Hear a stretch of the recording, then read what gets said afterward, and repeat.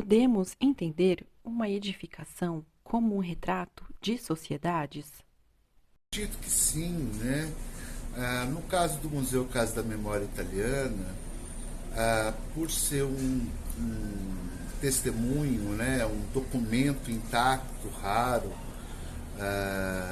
por seu estado de preservação, né, ele, através do que existe de artefatos materiais, móveis, imóveis, né, aqui na Casa da Memória Italiana, reflete e dá a possibilidade de contextualizar historicamente, economicamente, culturalmente, a partir da sua constituição, a partir da década de 20. Então, a Casa da Memória Italiana ela tem um acervo de um grau raro de preservação que se desdobra em outras possibilidades de entendimento da sociedade, sim. Com certeza. No caso específico do Museu Casa da Memória Italiana, pegando como exemplo, ela é um retrato bem nítido, por exemplo, dos anos iniciais, né, do século XX, aqui na cidade de Ribeirão Preto. A partir do momento que ele conjuga, né, na gramática arquitetônica, em todo o contexto socioeconômico em que ele foi construído, toda essa relação que a sociedade estabelecia com o processo de modernização que acontecia na cidade, né? Tendo como principal influência o modelo europeu, e buscando com essas modificações demonstrar materialmente na paisagem da cidade a pujança econômica da produção cafeeira. E dessa maneira a gente entende a própria forma como as elites ribeirão-pretanas pensavam naquele momento o espaço urbano e também as influências que vêm da presença, por exemplo, da migração italiana a partir das técnicas, né, de construção, dos capomestres, dos ajudantes, que trouxeram essas técnicas e colaboraram nessa nova paisagem que começa a surgir nesse período. Então eu acredito que esses edifícios, quando preservados, eles servem de estímulo, né, de estímulo para questionamentos que tem a ver com a identidade não só de Ribeirão, acredito eu, porque a gente está falando do complexo cafeeiro, até mesmo de todo o interior paulista, né? E ele serve como um catalisador de questionamentos partindo de hoje mesmo, do presente, né? Para a gente entender como foi a constituição da cidade, quais são os impactos que isso ainda tem na forma como o olhar que nós temos sobre a própria cidade, inclusive, né? Muito ligado ainda a esse viés do café, né? Que ainda é muito forte dentro da nossa identidade.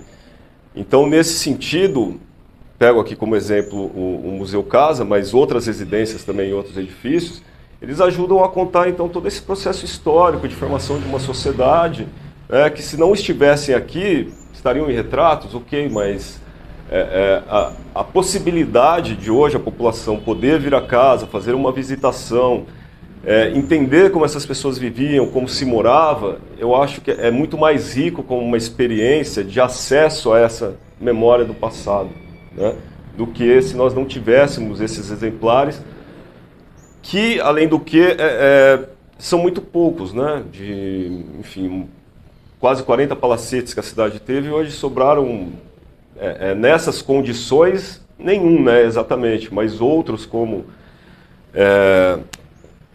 da própria biblioteca, assim, a Junqueira, que ainda estão tendo esse uso social também, né, que é importantíssimo. Você também usar o patrimônio não só como um lugar imobilizado no tempo, mas também como um local de produção de novas memórias e de novos registros sobre essa história. Qual ou quais sociedades podemos identificar nessa edificação? Pelo estudo desenvolvido por arquitetos, como eu participei, historiadores, por pedido de tombamento, um dossiê para pedido de tombamento do Museu Casa da Memória Italiana, a gente fez uma pesquisa ampla, né? e que responde a essa questão que essa sociedade do trinômio café, ferrovia, migração é muito pujante aqui na cidade por ser um complexo cafeeiro, foi muito rico. Então se espelha essa sociedade, se espelhou numa modernidade da burguesia europeia para constituir aqui o que os historiadores comentam a Petit Paris, né? Mas realmente acredito que esse recorte da sociedade, dessa modernidade, né? Que nasce na Europa, um processo civilizatório, chega aqui num contexto do ecletismo local, né, e representa essa sociedade pujante, rica, dessa burguesia que cria estilos de vida, modos de morar e edifícios que representam essa modernidade. Por que preservar prédios e casas antigas? É um princípio muito importante, né, da Constituição nossa de 88, a preservação do nosso patrimônio cultural, né? Eu entendo que o ato de preservar para a sociedade, ele é muito importante a partir do momento que o patrimônio tenha valores. No caso como exemplo, a Casa da Memória Italiana, através desse estudo do dossiê de tombamento, a gente identificou valor histórico, valor arquitetônico estético, valor técnico e valor cultural, né? A partir desses valores, quando o patrimônio ele é atribuído pela população, né? A atribuição dos valores pela população, ele deve ser preservado, sim. Essa edificação representa que período arquitetônico e histórico? Ela representa o universo do ecletismo, como eu comentei anteriormente. Um ecletismo local, mas um ecletismo muito forte, né? Que constituiu aí modos de morar, equipamentos, né? Urbanos para as casas, né? Um modo de vida completamente novo e distante daquilo que a sociedade ribeirão-pretana construiu, se afastando daquele período mais antigo colonial. Então esse aspecto da tipologia arquitetônica, dessa modernidade, do ecletismo, foi forte, e a Casa da Memória Italiana é um exemplar raro e singular desse processo. Qual a importância dessa edificação para Ribeirão Preto? Olha, eu posso responder como cidadão ribeirão-pretano, como arquiteto e urbanista, né, especialista também nessa área, né?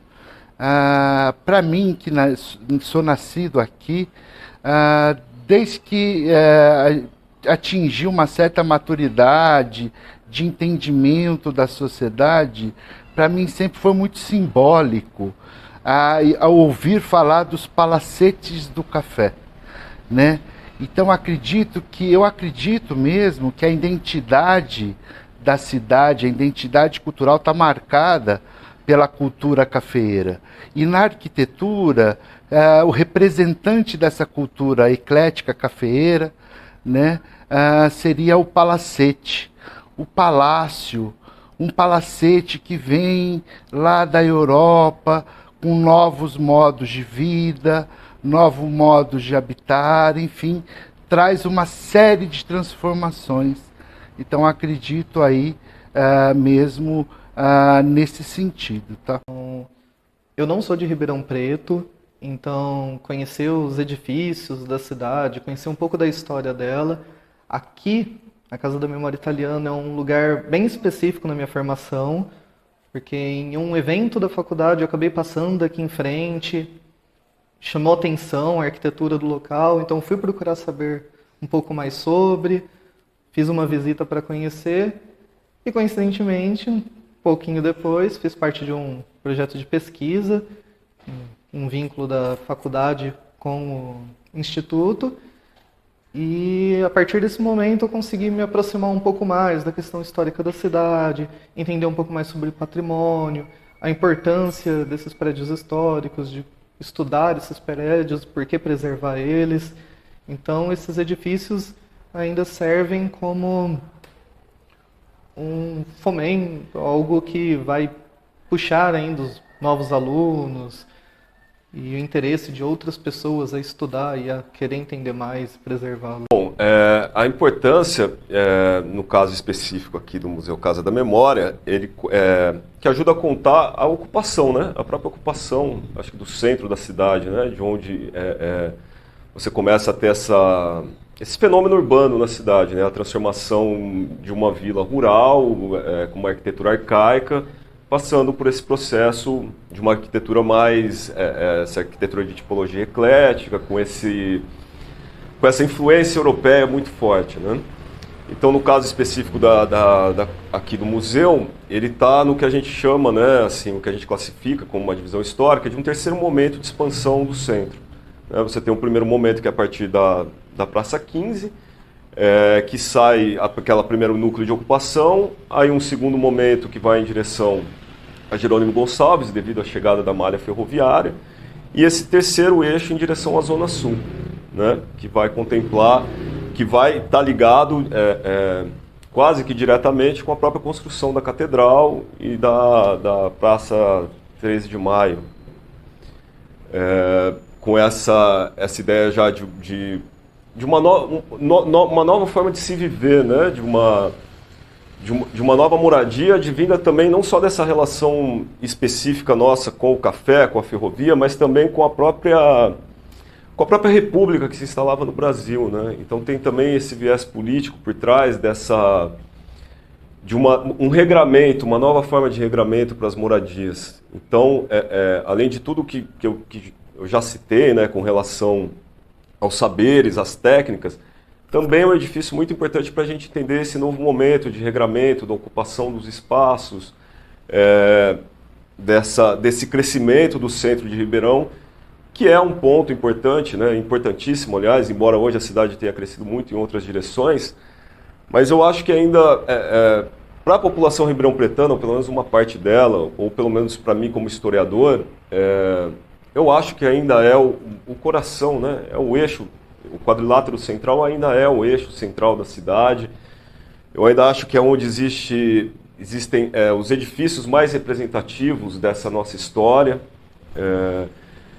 e que eu, como historiador, invariavelmente acho importantíssimo, porque me traz... eu também sou nascido e criado na cidade, passei a maior parte da minha vida aqui, então, para mim, andar pelas ruas do centro também traz essa coisa da perenidade, das edificações que você já conhece, dos pontos de referência, que tem toda uma coisa também muito afetiva ligado com isso, né? Então, eu acho que a importância do edifício em si, do Museu Casa da Memória e de outros que tem na cidade, estão ligados a isso também, né? Não só a memória material ou a memória física, mas também uma memória afetiva da população com a própria cidade, né? Como essas identidades se produzem e são sempre ressignificadas ao longo da história, e é importante que a gente tenha esses elementos para ter esse eixo com o passado, né? Porque você perde isso também, você vai perdendo as referências, e aí você perde um pouco do próprio sentido, né? da vocação, digamos assim, da cidade. Há poder em preservar? Com certeza. Eu acredito, né, no direito e nos deveres dos cidadãos, e preservar nosso patrimônio cultural é um direito e um dever nosso. E acredito que uma sociedade vai se construir melhor, conhecer mais ela mesma, a partir do momento que a gente investiga e preserva nosso passado e nosso patrimônio cultural. Bom, o poder de preservar e ter o registro da documentação, ainda mais no caso da Casa da Memória Italiana, ela se vê muito importante, ainda mais ao acessar as plantas do arquivo histórico, a gente teria um outro entendimento da casa, uma vez que nesses desenhos tem informações específicas da época, as distinções de cada ambiente, as descrições, os usos, e sem essas informações nós partiríamos de um uso atual ou de uma um uso meio equívoco e não entenderíamos como um todo isso. Então, o poder da preservação e documentação dessa preservação é muito importante para futuros estudos, entendimento de um passado e do nosso presente para as próximas gerações.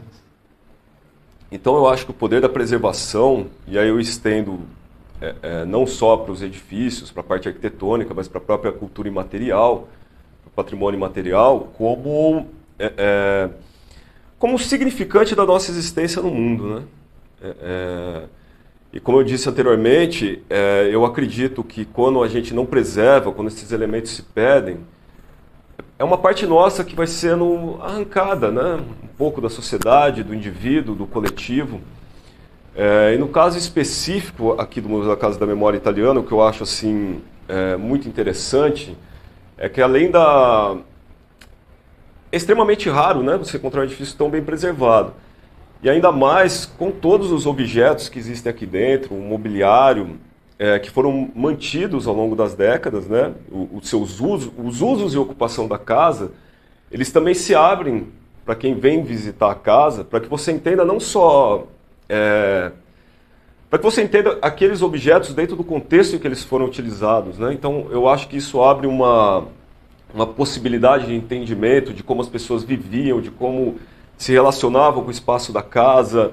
É lógico que nós estamos falando de uma classe social específica, mas é muito interessante mesmo para quem não viveu esse período, ou para quem entender como essa sociedade se constituiu, né? Aquilo que está presente e também na história a gente usa muito uma expressão que o que não está presente, né? Às vezes o que não está presente fala mais daquilo que está presente, né? Então os silêncios, as lacunas que a gente preenche a partir desses silêncios. Então eu acho que o poder da preservação está aí, né? Permite que a gente acesse essas memórias e dê novos significados através de uma relação mais dialógica, digamos assim, com o patrimônio, né? E não só uma coisa imobilizada no tempo, porque eu acho que as pessoas ainda têm muito na cabeça que a preservação imobiliza algo no tempo, uma coisa do passado, está ali só para ser visto, admirado, quando na verdade não, né? E aqui é um belo exemplo, porque se eu não me engano, desde 2013, há atividades aqui educativas, culturais, artísticas, que fomentam essa relação da população com o espaço, né? E não só como contempladores do espaço, mas como partícipes, né, desse processo de ressignificação mesmo dos significados da nossa memória, né? Eu acho que é um olhar para o passado que leva a uma construção mesmo de uma outra cidadania, né? Que leva no seu bojo assim, essa questão muito forte, que para mim como historiador é muito caro da memória, né? Mas eu acho que é muito caro assim, no sentido mesmo, se a gente quiser construir algo novo e num outro sentido do que a gente tem hoje como sociedade, eu acho que passa por essa necessidade de preservação, de qualquer maneira.